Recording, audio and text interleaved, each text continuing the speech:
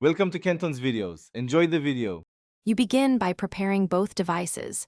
This matters because Miracast depends on direct device discovery.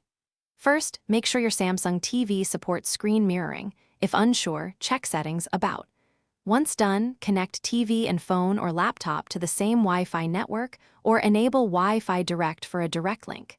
Then open the source device's cast, smart view, or screen mirroring control. Keep the screen awake. These initial steps allow the devices to find each other and establish the required handshake. Now you perform the actual connection. This is where discovery and authorization happen. On Android, tap Smart View or Cast. On Windows, open Action Center, choose Project, then connect to a wireless display. When your Samsung TV's name appears, select it. The TV may show a pairing PIN. Accept and enter it on the source device to verify the link. If you used Wi-Fi Direct earlier, pick the TV from the Wi-Fi Direct list instead. After pairing, the devices establish a secure mirroring session. Finish by confirming the TV shows your device screen.